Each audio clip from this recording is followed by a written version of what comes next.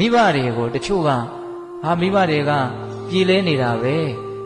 မိဘတွေမှာအဆင်ပြေးနေတာပဲဆိုရင်သားသမီးတွေကတိတ်ပြီးတော့ကျွေးရမှမသိဘူးအဝတ်ပေးရမှမသိဘူးခြေစုပ်လက်နဲ့ပြုတ်ပေးရမှမသိဘူးဟောစဉ်းစားကြည့်နော်မိဘနဲ့အိမ်ကိုနဲ့အိမ်ခွဲနေတယ်မိဘတွေကလည်းအရွယ်ရှိသေးတယ်ဆိုတော့သူတို့လည်းသူတို့စီဝါသူတို့လှုပ်ဟုတ်လားကျဉ်းကျဉ်းမာမာနဲ့ဒီလိုသောလာလာရှိနေတယ်ဆိုရင်သားသမီးတွေကမိဘတွေကိုအဲ့ဒီအချိန်မှာဘာပြန်လုပ်ပေးတော့ဘာမှလုပ်မပေးတာပဲများတယ်သူတို့လည်းသူတို့ရှာစားနေတယ်အဲ့တော့ဦးဇင်းကတခါလေးစဉ်းစားကြည့်တယ်တချို့သားသမီးတွေက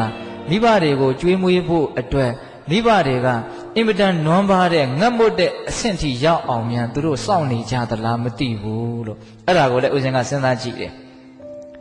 နော်ကိုကလှုပ်ကြွေး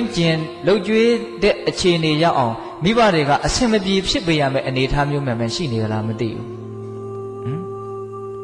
ငါလှုပ်ကြွေးရအောင်မိဘတွေအဆင်မပြေဖြစ်မှလှုပ်ကြွေးမယ်ဆိုတော့တော်တော်ဆိုးတာပေါ့ဟုတ်ရဲ့လားအဲ့လိုမျိုးဖြစ်တဲ့လားမဖြစ်တဲ့ဘူးနော်သူကျမ်းမာရေးကောင်းတယ်ဆိုရင်လည်းသွားပြီးတော့နှိပ်ပေးတာမျိုးနင်းပေးတာမျိုးစီးပွားရေးအဆင်ပြေတယ်ဆိုရင်လည်းကိုယ့်အိမ်ကဟင်းထမင်းချက်တယ်သွားပြီးတော့ကျွေးတာမျိုးမွေးတာမျိုးမလုပ်သင့်ဘူးလား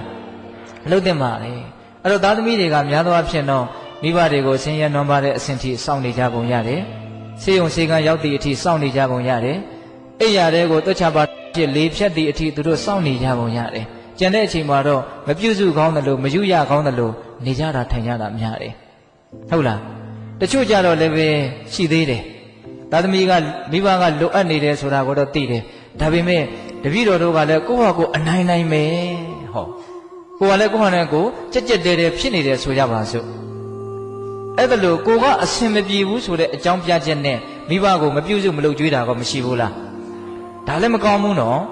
စောစောကပါလေမိဘတွေအဆင်ပြေနေတယ်ဆိုတဲ့အကြောင်းပြချက်နဲ့မပြုစုမလုပ်ကြွေးကြတာအခုကပါတော့ကိုအဆင်မပြေဘူးဆိုတဲ့အကြောင်းပြချက်နဲ့မပြုစုမလုပ်ကြွေးကြတာအဲ့ဒီအချက်ကိုကြတော့ဦးဇင်းတို့ကဘာပြောချင်လဲဆိုတော့ကင်ထားပါတော့ကိုကလည်းကိုစားဝတ်နေရအနိုင်နိုင်ကြိုးပမ်းနေရတယ်လုံပန်းနေရတယ်ထို့ရင်နော်ရှိစေတော့အဲ့ဒါလို့ဆိုရင်ပတ်စံလည်းမကုန်နဲ့ငွေကုန်ကြေးကြလည်းမရှိတဲ့အ ਨੇ ဆုံးချိုတာတဲ့စကားလောက်တော့မိဘပေါ်မှာပြန်ပြီးတော့တုံ့ပြန်တဲ့တယ်အေးချမ်းတဲ့မေတ္တာနဲ့တော့မိဘပေါ်မှာပြန်လဲပြီးတော့ထားတဲ့တယ်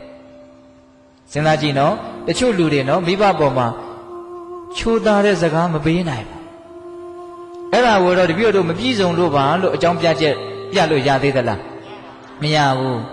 ကိုတကယ်ကိုစေတနာမေတ္တာမရှိလို့အဲ့ဒါချိုတာတဲ့စကားမပြောနိုင်တော့လားအဲ့ဒီတည်ကအဲ့ဒီအခိုက်အတန့်ပါအဲ့တော့ချိုသောစကားအေးသောမေတ္တာလေးလောက်တော့ပတ်စံရှိမရှိပြေလေသည်ဖြစ်စီမပြေလေသည်ဖြစ်စီမိဘအပေါ်မှာကိုစေတနာရှိမယ်ဆိုရင်တုံ့ပြန်လို့မရဘူးလားရခဲ့တာပေါ့ရတာပေါ့ဟုတ်လားကိုငယ်ငယ်တုန်းကကိုကိုအင်မတန်ချိုတဲ့အင်မတန်ကြည်နူးတဲ့အပြုံးနေလေသံနေနဲ့မိဘတွေကကိုကိုဘာလုပ်ခဲ့တာတော့ဆက်ဆံခဲ့တာအပုံတရားပုံရင်တပုံလောက်ပြန်ပေးမယ်ဆိုရင်ကိုတော်တော်ကောင်းမယ်ဟုတ်ရဲ့လားဒါပေမဲ့သားသမီးတွေကများသောအားဖြင့်ကိုယ်စိတ်တိုင်းမကြရင်လည်းပဲမိဘအပေါ်မှာစိတ်ကွက်ကြတာများတယ်အဲ့လိုမျိုးစိတ်ကွက်တာရှိတယ်မဟုတ်လားရှိတာပေါ့နော်အဲ့လိုမျိုးစိတ်ကွက်ရင်ဦးဇင်းကအကြံပေးခြင်းတယ်ဦးဇင်းကတော့အလွန်အဆင်ပြေသေးခြင်းတယ်သိလားမိဘနဲ့သားသမီးဆက်ဆံရေးကိုအဲ့လိုစိတ်ကွက်နေတာရှိရင်ငါဖြစ်ချင်တာလေးနည်းနည်းကိုမဖြစ်ရတာနဲ့ငါဖြစ်ချင်တာတွေအများကြီးဖြစ်ခဲ့တာကိုငါမျက်ကွယ်မပြုတ်သင့်ဘူးလို့ကိုယ့်ကိုစဉ်းစားတဲ့နဲ့မိဘတွေကြောင့်ကိုယ်စိတ်တိုင်းကြခဲ့တာတွေကအများကြီးပါတကယ်တမ်းကတော့မိဘတွေလည်းပုထုဇဉ်ပဲသူတို့လည်းပဲအသိဉာဏ်နေတာတွေရှိကောင်းရှိလိမ့်မယ်